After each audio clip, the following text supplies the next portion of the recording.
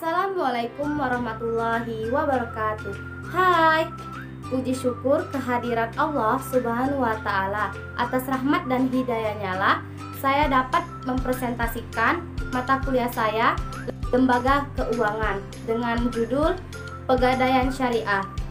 Sholawat serta salam tak henti-hentinya kita junjungkan kepada Nabi besar kita, Nabi Muhammad Sallallahu Alaihi Wasallam.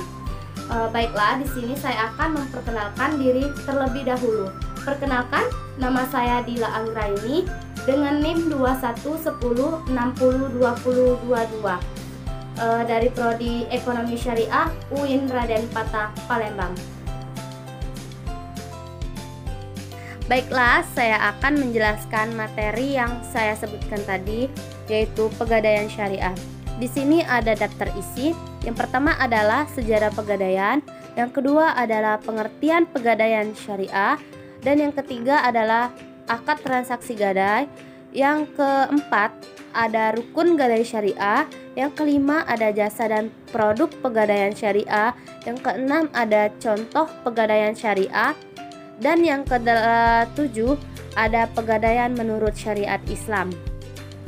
Baiklah, selanjutnya saya akan menjelaskan tentang sejarah pegadaian syariah. Sejarah pegadaian syariah, terbitnya PP atau tanggal 10 tanggal 1 April 1990 dapat dikatakan menjadi tonggak awal kebangkitan pegadaian. Satu hal yang perlu kita cermati bahwa PP 10 menegaskan misi yang harus diemban oleh pegadaian untuk mencegah praktik riba. Misi ini tidak berubah hingga terbitnya PP 10 pada tahun 2000 yang dijadikan sebagai landasan kegiatan usaha Perum Pegadaian sampai saat ini. Banyak pihak berpendapat bahwa operasionalisasi pegadaian Pra-Fatwa MUI tanggal 16 Desember 2003 tentang bunga bank telah sesuai dengan konsep syariah, meskipun harus kita akui belakangan bahwa terdapat beberapa aspek yang menipis anggapan itu. Berkat rahmat Allah Subhanahu wa Ta'ala dan setelah melalui kajian panjang, akhirnya disusunlah suatu konsep pendirian unit layanan gadai syariah sebagai langkah awal pembentukan divisi khusus yang menangani kegiatan usaha syariah. Baiklah, selanjutnya saya akan menjelaskan apa sih pengertian dari pegadaian syariah itu. Pegadaian syariah merupakan suatu akad perjanjian antara pihak pemberi pinjaman dengan pihak yang meminjam uang.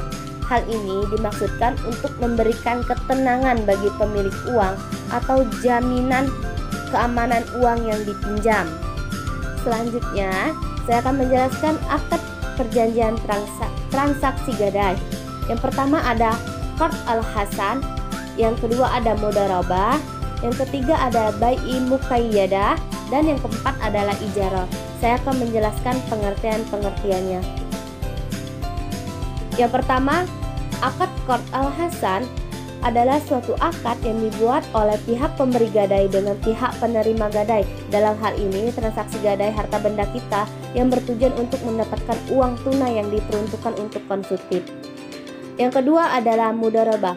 Mudharabah adalah akad kerjasama usaha antara dua pihak, di mana pihak pertama atau pemilik dana menyediakan seluruh dana, sedangkan pihak kedua atau pengelola dana bertindak untuk mengelola, dan keuntungan dibagi di antara mereka sesuai kesepakatan, sedangkan kerugian finansial hanya ditanggung oleh pemilik dana.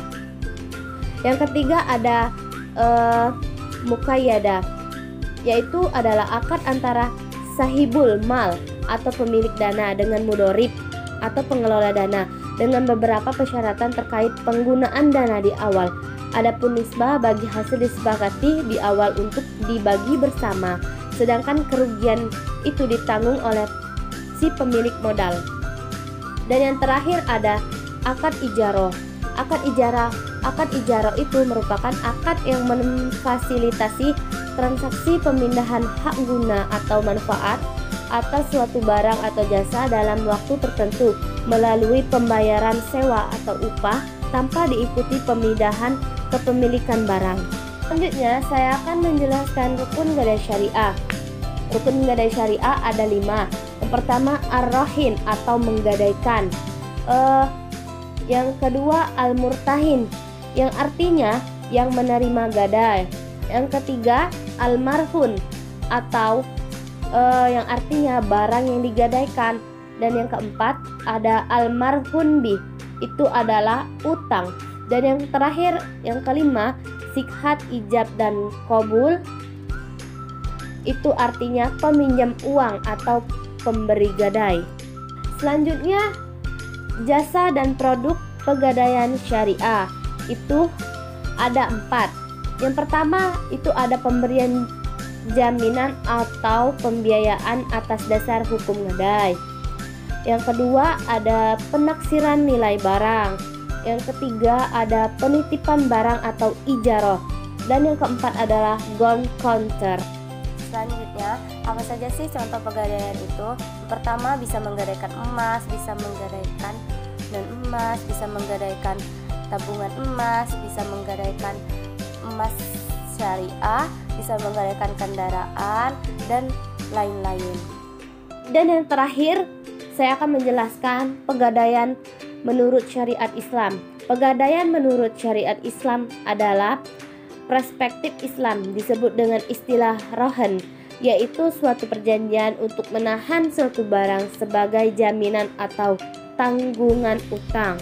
Demikianlah presentasi ini yang dapat saya sampaikan. Apabila ada kesalahan, saya mohon maaf. Kepada Allah saya mohon ampun. Wallahul muwafiq ila aqwamit thoriq. Wassalamualaikum warahmatullahi wabarakatuh. Bye bye.